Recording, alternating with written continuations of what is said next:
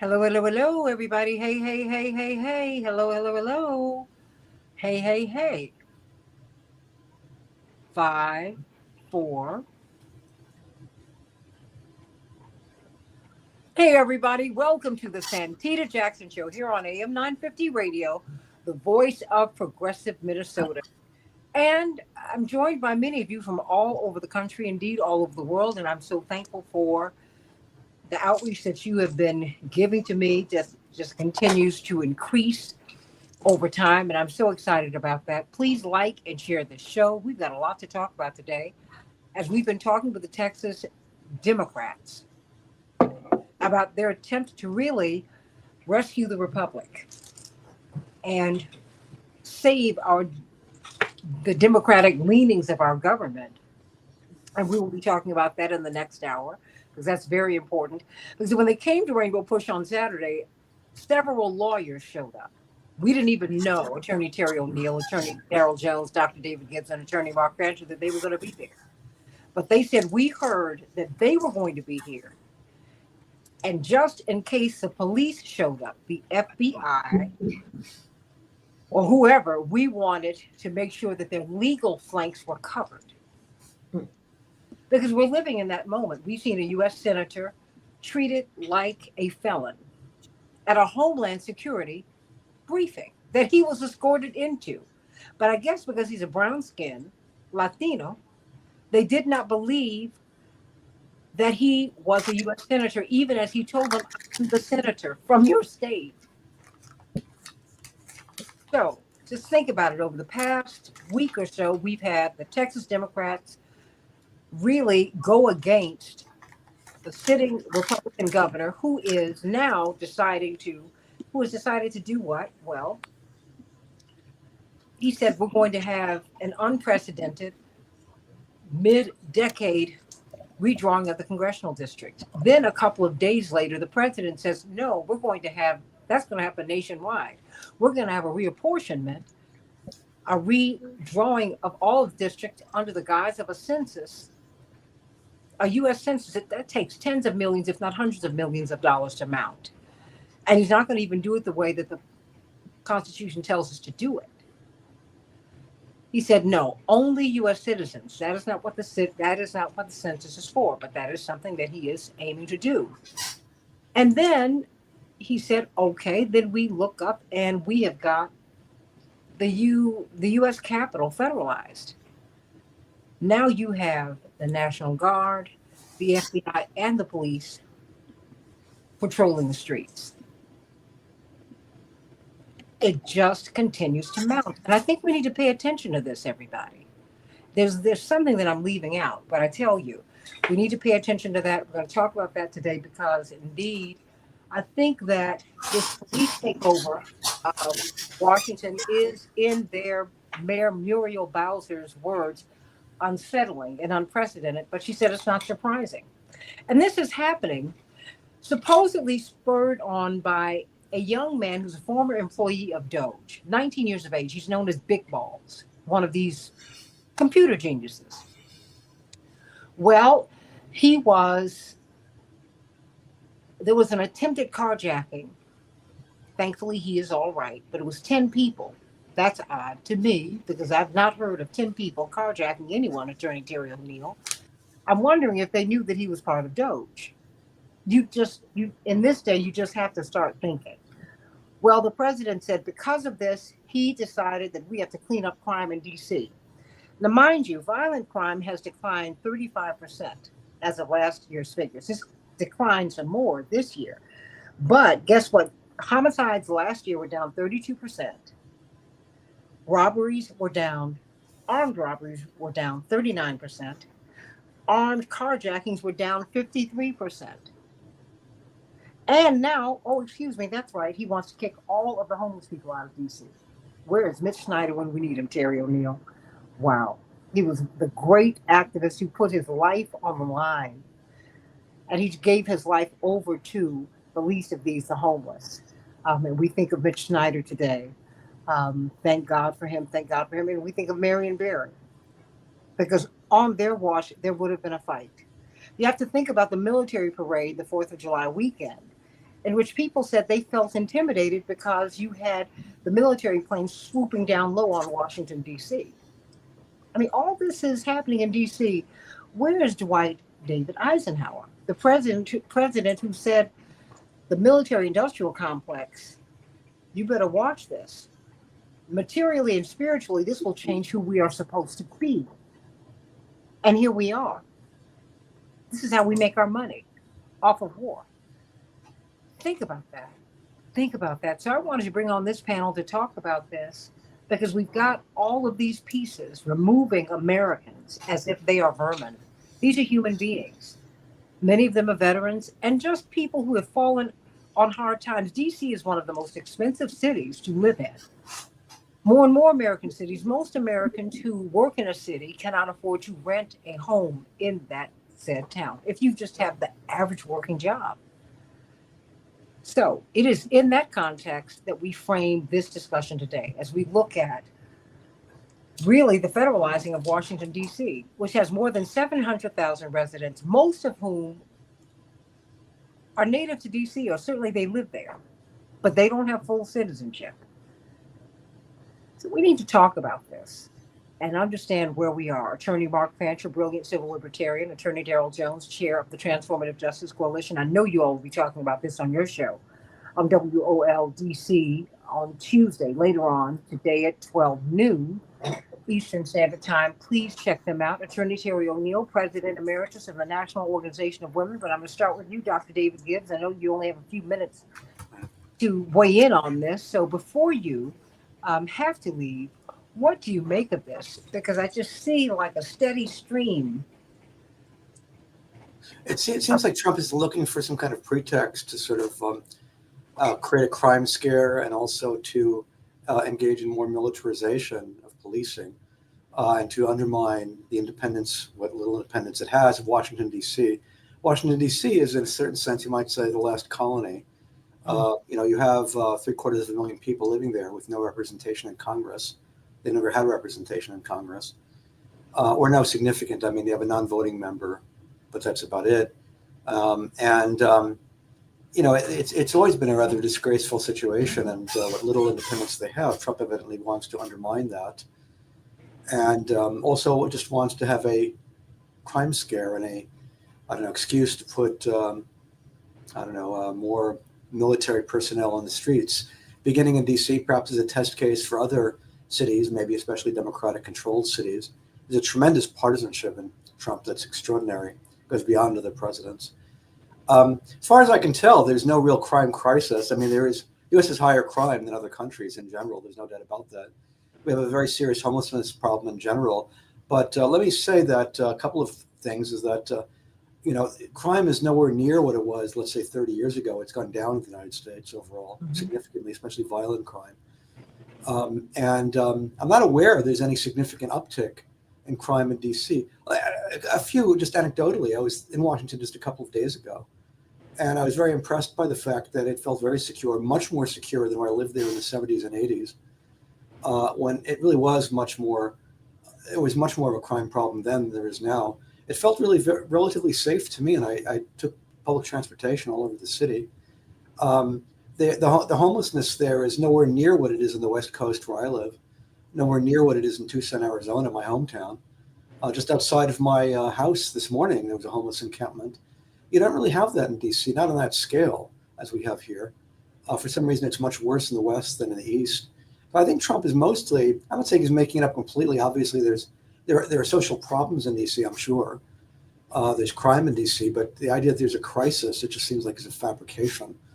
One more way of, creating a wage issue, a way of not discussing basically the fact that the economy is going to have rapidly rising prices due to Trump's tariffs, or at least partly due to Trump's tariffs. The working class Americans that he claimed to represent, who did vote for him in large numbers, his tax bill is one big, beautiful bill, is going to hurt them very considerably at a number of different levels. And so I think basically a crime scare, possibly to some extent fabricated crime scare, serves his interests. It's a classic. Nixon used this strategy very effectively. That's what he was to some extent elected on. It was a crime scare in 1968. And so this is a standard Republican strategy that we're seeing here, but I don't see it has very much substance to it.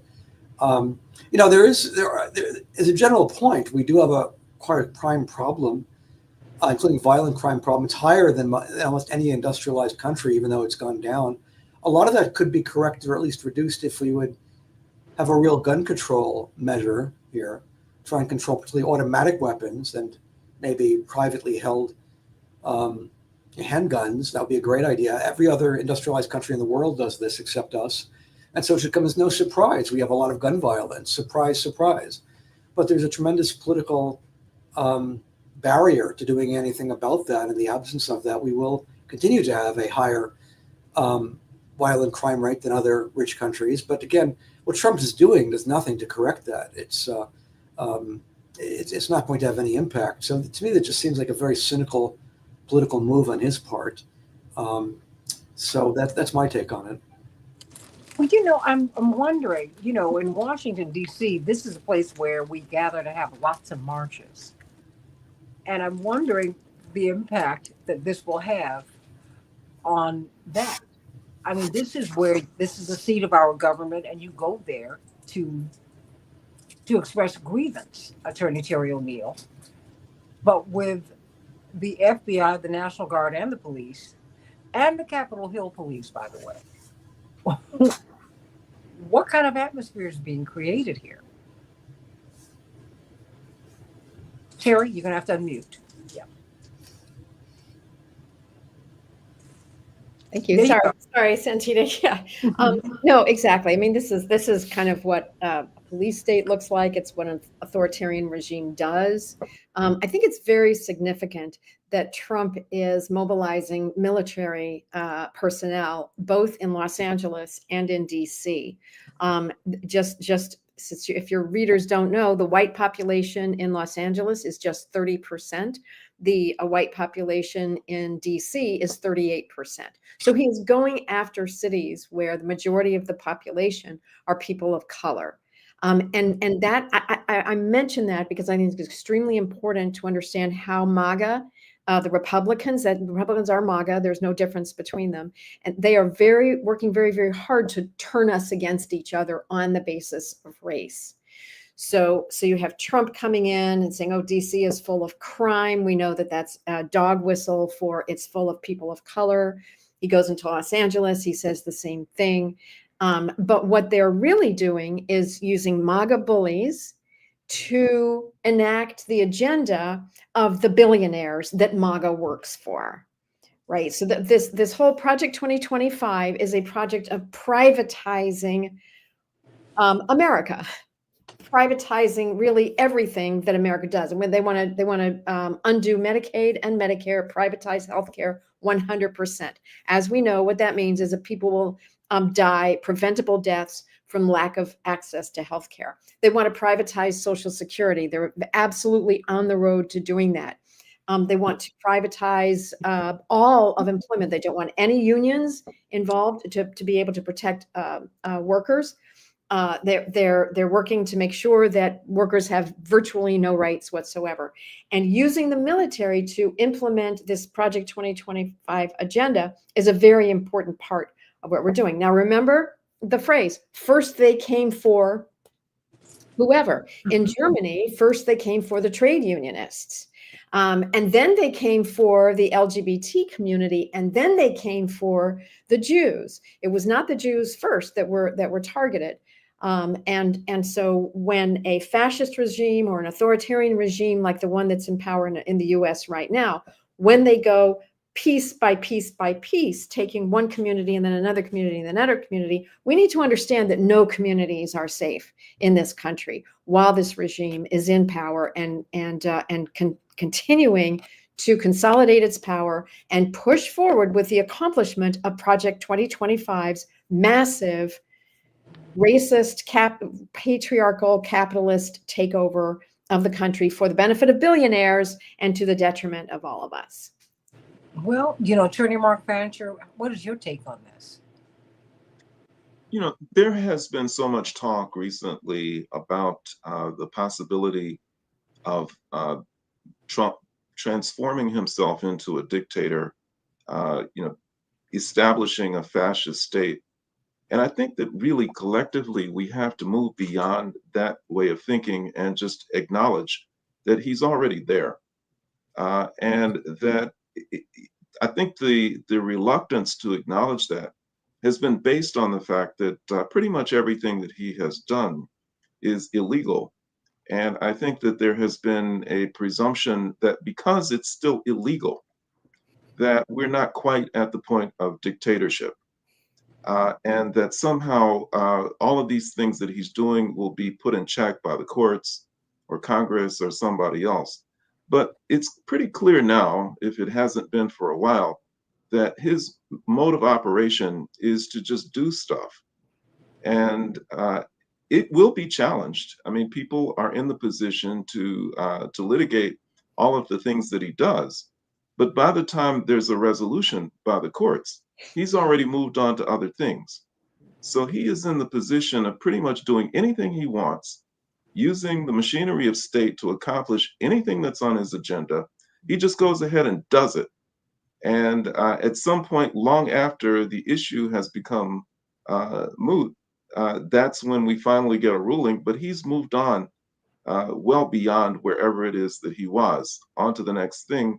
And the rest of us are left, trying to chase him with subpoenas and lawsuits and complaints and motions. So I think that where we are is at a point where, to the extent that people want to stop this, that they have to acknowledge that he's a dictator and also acknowledge that the underlying premise of this model of government that we have is based on the idea that even if there is an individual who decides that he wants to achieve dictatorship, wants to become a fascist, that the rest of us, for the most part, are not on board with that program, and that we will use government processes, use procedural mechanisms. We will use the things that are available to stop them from doing this. That's the underlying idea. But we have not only a man who is going to charge ahead and do whatever it is that he wants to do, but we also have a significant part of the population, if not a substantial part, that shares his views or is at least willing to give him a free hand. So that really creates a real challenge for those of us who don't want all of these things to unfold. And what complicates it even more is that when you get to things like federalizing law enforcement in the district, um, it's in this case and in many other cases, I think, not the product of calculation. I don't necessarily believe that this is something that he analyzed and planned, but I think that on so many occasions he just acts on impulse. He hears that Big Balls got carjacked, and so on impulse he decides to go out and use the machinery of state to address it. Tomorrow it will be something else. So it makes it hard to predict and plan. And in a situation like that, I think that we have to get to a point on a mass level of being prepared to resist in ways that are somewhat unprecedented for this country. When Ferdinand Marcos was under fire in the Philippines, and the entire country had risen up against him.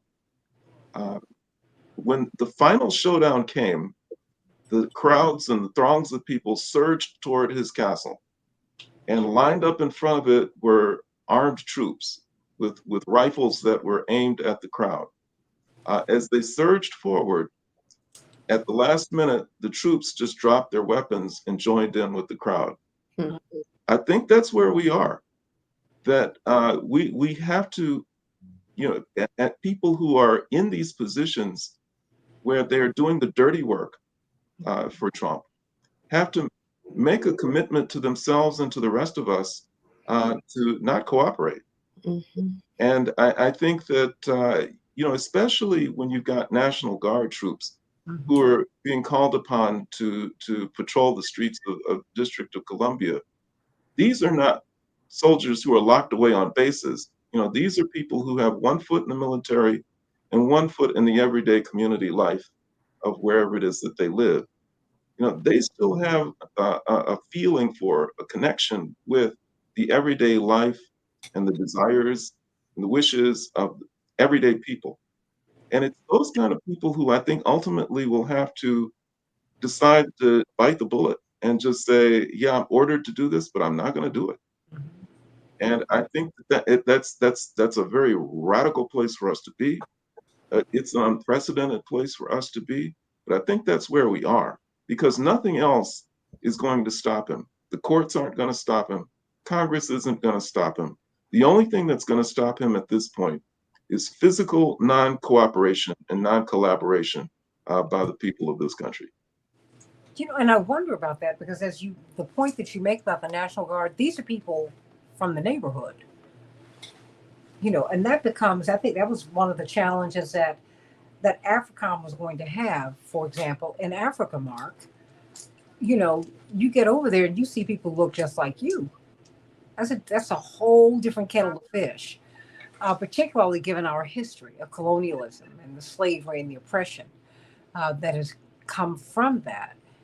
And so, I mean, Daryl, you are a former prosecutor, so you can bring yet another layer to this discussion. Um, just having occupied that space. And of course, being in the DMV, what we lovingly call the DC, Maryland, Virginia area. I mean, it's one big area, quite frankly. Talk to me about the takeover of the nation's capital. I mean, it has so many meanings, actually and metaphorically. Santita, they're not words to describe the feelings that are in the District of Columbia right now. And I can tell you that when we start talking about the takeover of the police department, of policing in the District of Columbia, you mentioned the FBI, you mentioned them calling in, was it not 800 National Guards? You mentioned the Metropolitan Police Department that he just did a takeover of, that put Pam Bondi in charge of, as well as the Capitol Police. But the one entity that you left out is ICE, because he also has ICE going into the district now. And why is that important? There's a very large Latino and international population that makes up the District of Columbia. And so they're going to be actively looking to try to find people and deport people and make people's lives just miserable as they can. This comes in the face of, I think, this comes at a time when we have a president who, what I say, he's really just trying to poke the bear. That's really what he's doing. And he's trying to poke this bear to antagonize the bear into a fight.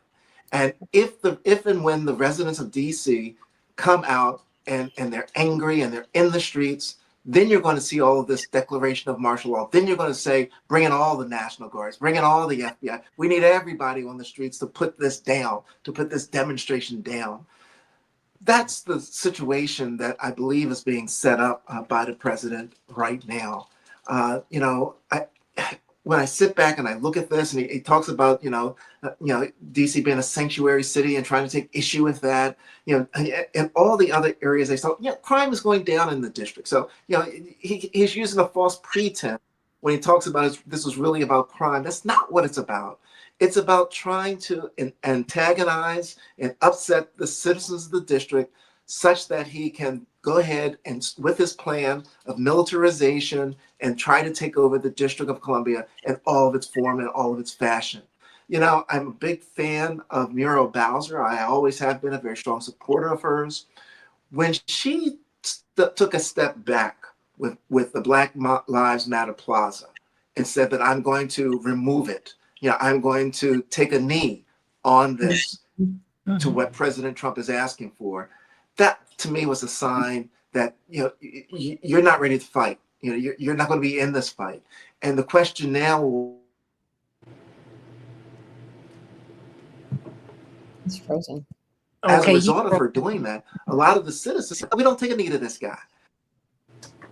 You don't take a knee to this guy. That's not what we're about. That's not what the district is about. You went to Howard. You know what Howard is like. When you're and Mark, I think your daughter is at Howard. So Howard is one of those things where you take pride in the Black Lives Matter Plaza. You take pride in the independence that is the District of Columbia, of standing firm in those situations. So there's a lot that's going on right now. I would describe it as a very tense situation that's about to develop, and I'm going to be all through the district this evening, again, this is one of those things where I think he's really poking this bear, and the question is, how is the community, how are the residents of DC going to respond? Because that's going to determine what the administration then tries to do. This is a complete setup in that regard, in my estimation, Santita. Well, that's the test, right? I mean, because Washington, Mark Fancher and Attorney Jones and Terry O'Neill, because we've all spent a lot of time there. Washington's two different cities. There's Washington and there's DC.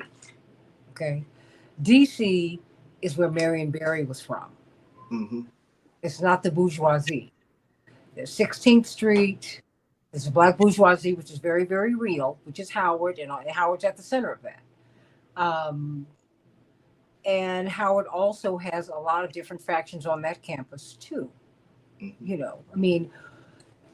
So there is that tension in Washington, because you do have that, you've always had that black middle and upper class that would not push back.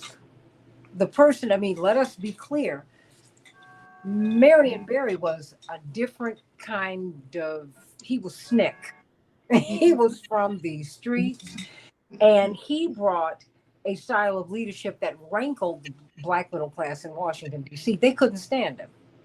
Mm-hmm. Now, the thing is, the people loved Marion Barry. And the people, the night that he was arrested, they said, "Oh, don't worry." I told my girlfriend who was in his cabinet, she called me, Mark and Daryl and Terry. She was devastated. She said, "I need you to call your father. It hasn't hit the national news yet, but he was on tape. He's calling for Reverend. You got to call him and let him know." I said, "Oh, girl," I said, "I will." I said, "But don't worry about it." I said, "They're going to send him to prison, and he's going to come out and he's going to be Marigate." Did you hear what I said? I said, "Yeah, I sure did." I said, "Did you hear what I said?" The love for this man is so deep. This man is so much a part of the fabric. Nobody, in fact, jail is going to give him more credibility. What? And the thing is, I think these people are preparing, Mark, I know you've got to go, for social instability. Have you been to the grocery store lately? Mm. The tariffs are here, y'all. My mother said, "You better get you some sugar and flour." She said, "And I'm going to get some sardines." My mother's the ultimate survivalist. But my mother grew up poor and working class. And she said, maybe because she experienced a life that, quite frankly, their 5 children did not experience. Mm-hmm. Where they were my grandmother was trying to piece everything to get her to college. No, no, no, no. My parents didn't have to do that, And, I think that with this kind of this much want in America, there is this much, so it breeds social instability to have this many people have so little. And I think they already know this. In fact, the director of national intelligence about 20 years ago said as much, that you will see social instability, if not social violence, because people are not going to tolerate, and particularly white people won't tolerate this kind of tyranny, just being told no and being denied access to the American dream. Before you answer that, Terry, and I'm not just singling you out, Terry, as a white person, but you know what? You take us into the white conversation, because I don't care how close, unless you're extremely close. We all have our internal conversations, and that's okay. I think that's a great thing. I mean, I'm glad when somebody comes out the conversation and tells me, "Hey, let me tell you what the thinking is," so you can know what to do with it. I mean, Mark Fancher, I feel like this is a pretext. or something that they see coming down the road or up the road? Well, a little while ago, I said that Trump doesn't plan, he acts on impulse. I think this is one thing that he did plan, and the plan didn't work out. I think that the original plan was to try and bait Black people into the streets so that he can impose martial law and crush everybody, much like Daryl said. And the way that he was going to do it, he's going to rip out Black Lives Matter Plaza.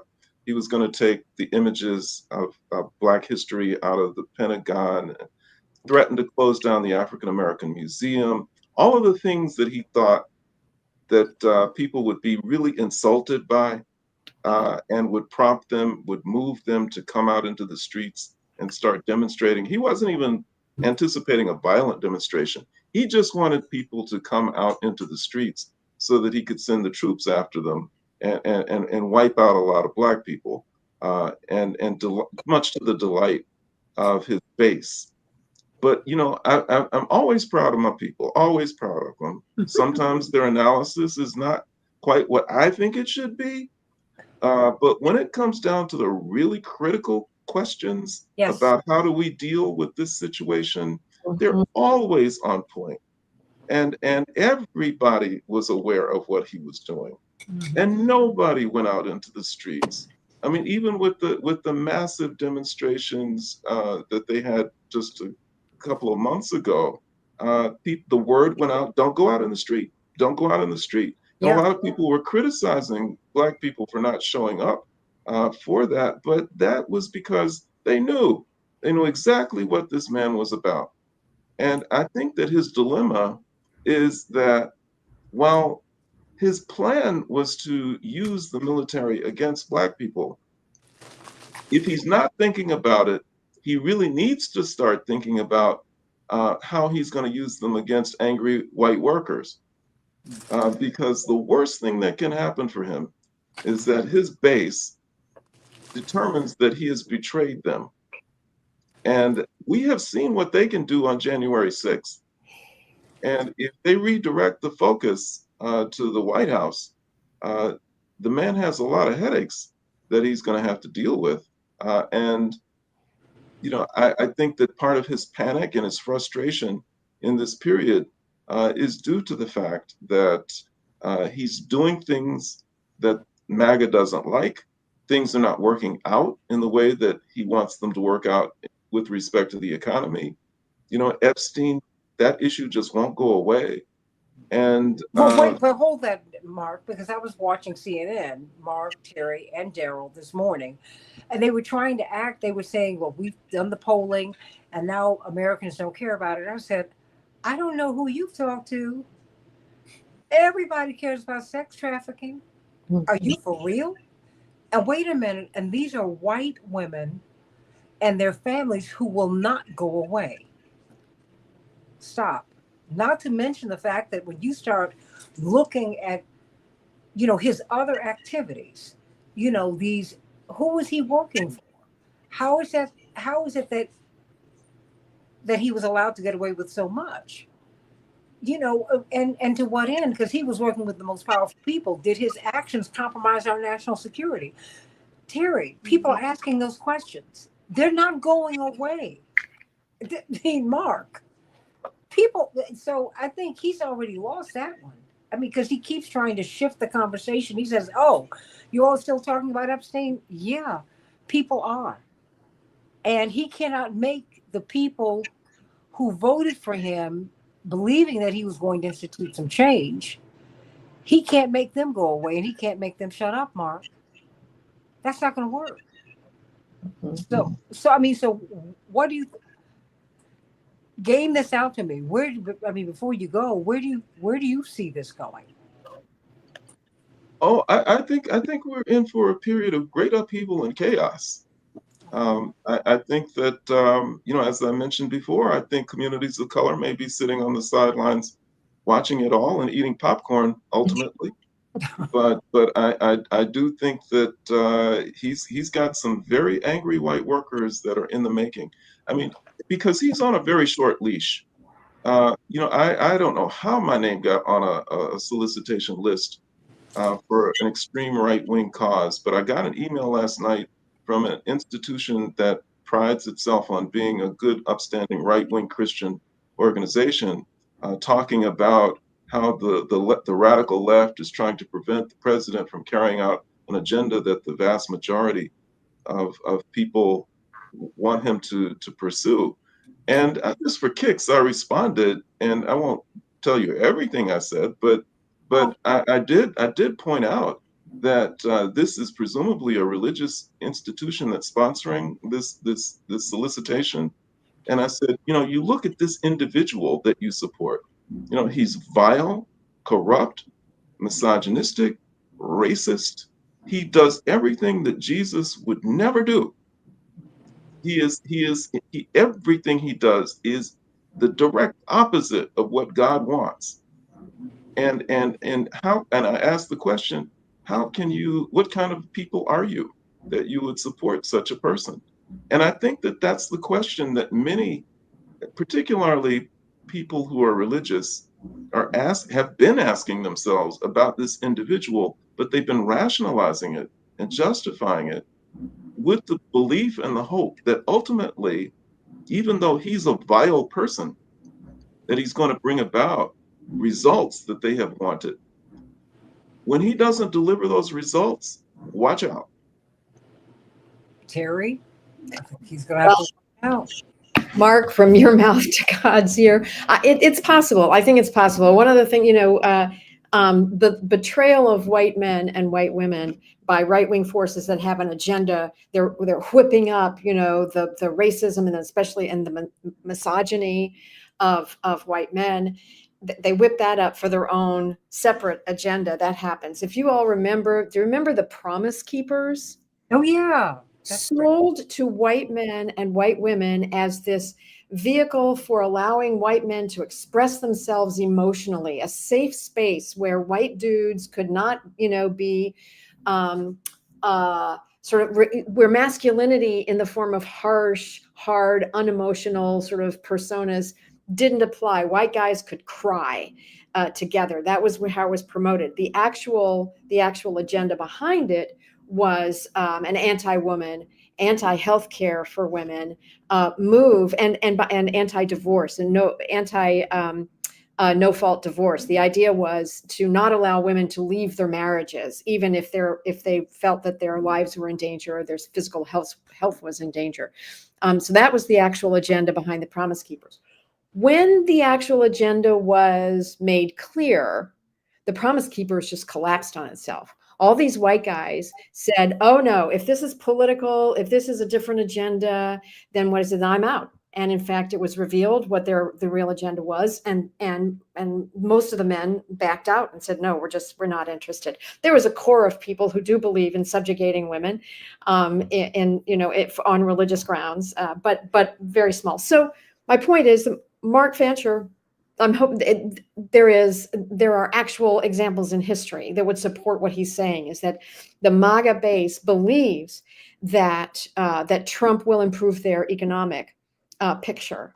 The MAGA base believes that Trump will, somehow restore them to a prosperity that they haven't seen in now 2 generations, right? My fear is that this country is a center-left country. In terms of economic justice, vast majorities of people believe that the government should provide health care for everyone. Medicare for all is wildly popular. That the government should restrict the ownership of firearms because it makes us all more at risk. The vast majorities of Americans believe that women should have access to the full range of reproductive health care that they need when they need it. So we are a center-left country in terms of what we believe in, but we are still a majority white country, and a majority of white people in this country don't want to share those things with people of color. They want health care, but maybe not for people of color. They want women to have autonomy over their bodies, but maybe not for women of color.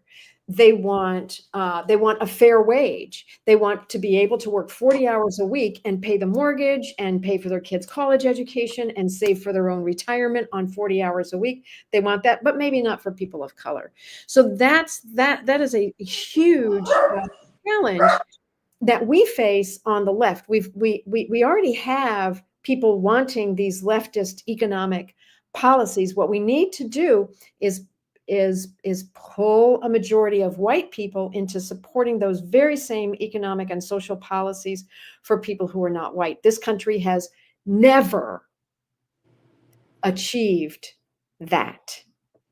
Think of Wilmington, North Carolina. It was a minority of white people combining themselves with a majority, nearly all, of Black people, this is before the end of Reconstruction, to produce a truly multiracial political system in Wilmington, North Carolina, and until they were massacred. Mm. But that was not a majority of white people. That was a minority of white people making common cause with the vast majority of Black people in that community. So white people in this country, we have, a lot of work to do to close that gap between what I think is just and fair on the one hand, and the real, I don't know, what is it? Epigenetic resistance to extending that basic sense of fairness and morality to people who are not white. It's a tough problem. Wow. Daryl, I mean, whew, Terry, you've lived in Washington. Daryl, I mean, we've all lived in Washington. And many of us have, and everyone on this panel has had the privilege of having had to spend time in Washington. It is just heartbreaking to think of that city federalized in this way. I was in Los Angeles, I've shared this with you all before, in 1992, and that curfew from dawn to dusk, or should I say, yeah, from dusk to dawn was very real. Mhm. And I mean Beverly Hills, Bel Air, South Central, you name it, you could not move. I was out with Reverend Jackson with my father. It turns out I was out there because I just come in from Japan. I was singing with Roberta Flack at the time. And we were stuck in Japan trying to figure out if we should just, number one, get to New York, but there were so many riots all over the country. We had to stay in Japan a couple extra days to get back to the United States. So she said, well, you know what? Let's at least get to Los Angeles because at least we will be in the United States. I have to do the Arsenio Hall show anyway. It turns out my father was doing the Arsenio Hall show the day after we were doing it. And he was the only talk show host, late night talk show host, who kept his show going. Remember, he had no audience, but he wanted to send out a message to the country about why these riots were happening. And I ended up staying in LA several days with Dad. And so I rode around with him. The police were escorting him around. So he was out past the curfew trying to help keep the peace. We were at Stevie Wonder Station, which is in the middle of South Central Los Angeles on Crenshaw Boulevard, which is the big black boulevard in LA. Terry and Daryl, I tell you now, I burst into tears when I saw tanks rolling down that street. Yeah.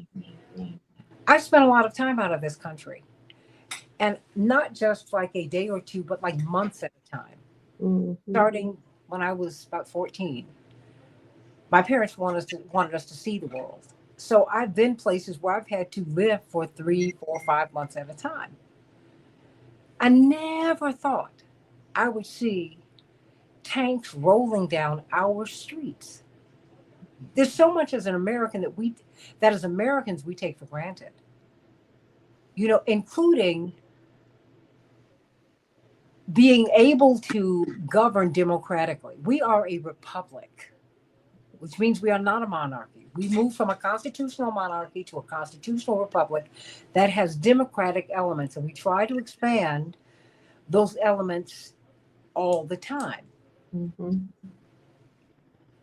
metaphorically and actually, it is very, very disconcerting to see, what did you say, ICE, the FBI, and the National Guard and the police in DC. I'm like, what is going on here? And we saw that in a very small area in Los Angeles, right? It's just like, this reminds me of COVID. I remember when they uh, shut down Wuhan, Japan. I mean, China. I've been there. Most Americans don't know that there are many cities in this country that have 10, 20, 30 million people. Yes. Wuhan is one of those, it's 10, 12, 10, 11, 12 million people. Mm-hmm. When they shut that down, I said, oh, they can shut down the country. I said that to one or two people. They were like, they kind of looked at me sideways. Maybe you're being paranoid, Santita. Then remember, they shut down Italy in segments. One fourth of it, then another fourth, then another fourth in the whole country. I said, they're going to shut down the United States. I don't know how long they're going to do this for, but I had to make sure that I had all of my essentials, because I did not know what that was going to mean. Did that mean that we cannot go out of our homes? I didn't know what that meant. Remember when they shut down Boston after the marathon? Shut it down. They continue to test this out. And I think we need to pay attention. Because to me, I mean, it's like, Daryl, you know what? Bless your heart. I think you're thinking about Marion Barry, who the establishment couldn't, Terry, you remember, they couldn't stand him. Because he was someone who was like, what? You know what? No, I'm not going to let you do this to my city. Mm-hmm. Mm-hmm. And I just know we need that style of leadership now. You need that kind of boldness, because this is, I think that we're treading on very thin ice, and this is very dangerous territory. I'm wondering if we realize, Daryl, how dangerous this is. I mean, just how tenuous. It's hard to work for a republic. Yeah. I mean, And you know, Santita, the other part of what's really concerning to me with this Trump regime and what they're doing is that, you know, we haven't talked about the homelessness and the unhoused that he's coming after, that he's going to clean out. We haven't talked because he's going to remove. Yeah. As he's driving by a golf course, he looks at these people. What, Daryl? Mm-hmm. Tell me, how did that strike you? They're just, it was rage, right, from me, because I'm like, okay, you're moving these people that have nothing, that are living with everything they have. You're removing them. Where are you going to take them? Where are they going to live? What are you separating them from? What there's so many. What have they done wrong? Number one, that you can remove them. Okay, what have they done wrong? So other than being poor or having mental health issues or whatever it is that they may have that's going on, all of this is problematic. All of that is problematic. And then I added the next layer to it that he also mentioned when he talked about, you know, his DEA person is going to be the one coming in to deal with the drug cases. And they're now talking about, well, you know, we may not keep the criminals local here in the DC area. Mm-hmm. What does that mean? You know, where are you going to send them? What's detention the centers? The gulag. Where they can go to work. Gulag. Yeah. Wait a minute, because remember, they want to tie your benefits to your working. But wait a minute, when you're old, our elders. Wait. That's what they're doing. That's what bothered me about volunteerism when that was first brought forth in the Clinton administration. I said, so wait a minute, you mean to tell me that we're going to tie getting food to working for a corporation for the cheap? Yeah, for nothing. Yeah. For nothing. Mm-hmm. So I mean, help me. So because where else are they going to put them, Daryl? Right. Yeah. I don't know. Them and put them where? I mean, and these are veterans. Many of them are veterans. I mean, honestly, one place that they will be put would be in the work camps that are going to be built in the next Right. 3 to 5 years. If the regime remains in power, it's not just Trump, remember, this is a regime. And if it can remain in power, I think the intention is to create massive workplaces. Used to be called plantations, but they will be forced labor camps. I expect that the place in Florida that is what the Absolutely. alligator Auschwitz, I think is what they're being called. Yeah, that's a work camp, and people, and if they're homeless, they will be picked up and shipped over. Either they'll be shipped overseas to a gulag, like to the Sikhat, or they will be kept in this country. I think it's more likely they'll be kept in this country for conscripted labor. Absolutely. And Karen, you said that it's all because people did not support the VP. That's not true. Let me tell you, sadly, this was coming. And if the Democratic Party, Bernie Sanders has said the Democratic Party has failed its base. 100%. 900,000 people in New York did not vote. Mm-hmm. And it's not that they did not care. Mm-hmm. They have been betrayed. So speak to that. Speak to Biden, who should have left the race 2 years before to give his bench an opportunity to run. He gave Kamala Harris 107 days. And according to press reports now, she's being threatened with having unflattering stories about her released by the Biden team. You've read that, Terry? I did not read that, Santita. Oh, Mark Halperin has been reporting that. He Wow. said, I have on good authority that they plan to release unflattering stories about her if she speaks out of turn. Well, that, wasn't it someone who reported, maybe it was in her memoir, where he said to her, "No daylight, kid. No daylight, kid. Daylight." That was a threat. That was obnoxious. And she's running to be president of the United States. Not You tell a president of the United States, "No daylight between you and me." That's outrageous. That's chilling. That's the president of the United States. Who's your boss? The plane is his. I don't think I need to say anymore. Yeah. No, I know. But I want to just really quickly go back to something that both Daryl and Mark Fancher have said, and that is, I think Daryl is 100% right. What Trump is trying to do is to provoke a reaction that he could then use to justify a total military takeover of majority minority cities. Yeah. Okay.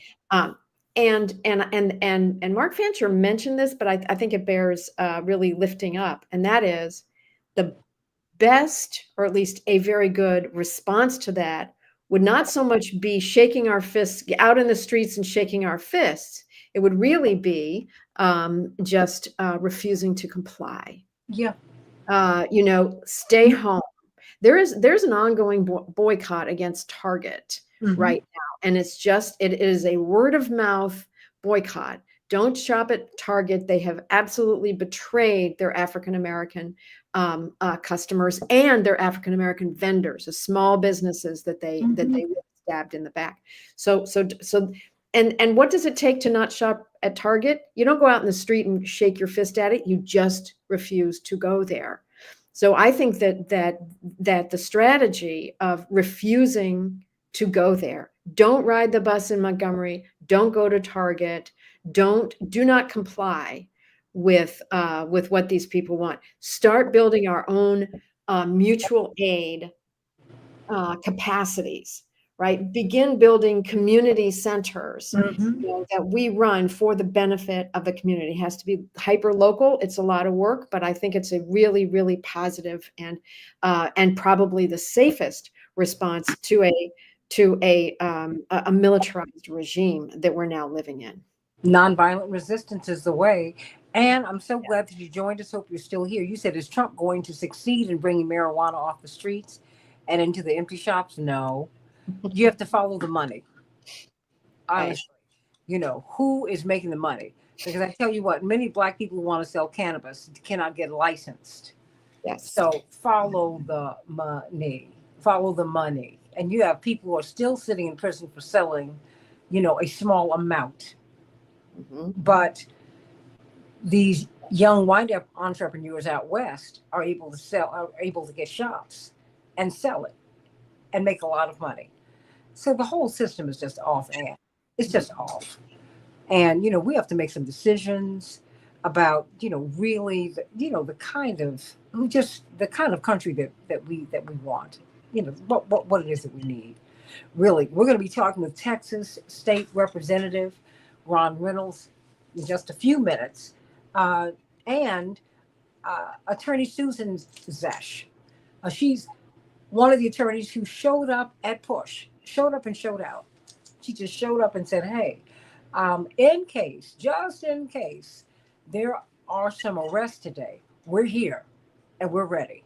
Nice. Love it, love it, love it. Look, what did you say? It was intersectionality on parade, Terry O'Neill. And they were sitting there and they were looking at the door and they were ready. She is about as tall as you are. I love it. You and my mom are 5 feet of trouble. Oh, you're all just ready. Everybody, check out Daryl Jones and Barbara Arnwine on WOLDC. Everybody, WOLDC, 12 noon Eastern Standard Time. Spread the word. It is a great show. They're in Washington. I cannot wait. I cannot wait to hear what they have to say about this tomorrow. And what did you say, Ann? You said regulating marijuana with in-store sales would allow users to get the literature and talk to health professionals. I hear you. And you know what I would love to see? I would love to see, James Brown had a song, Santa Claus Goes Straight to the Ghetto. If this is what you all are going to do, allow everyone to be licensed. These licenses are still being steered away Yes. from the Yeah. the communities who want in. Now, I never, ever, ever even looked at a joint. Okay. And I have my issues, but if it's medical usage, I don't have a problem with it. We can talk about marijuana use and all of that, but I certainly don't think that people need to go to prison for it or jail. And I don't think it should be on your record. I don't. And if you want to sell it, since you have legalized it in so many spaces and places, all I'm saying is allow everybody to get licensed, which is not what's happening. And I hear you, Ann. So everybody, let's talk about what's up with the Texas State Democrats, because they have a lot going on. Governor Abbott is ratcheting things up. He wants them arrested, and he has the cooperation of the FBI. As if the FBI doesn't have enough to do. You can't make this up. What a time to be alive, everybody. More of the Santita Jackson Show here on AM 950 Radio, the voice of progressive Minnesota.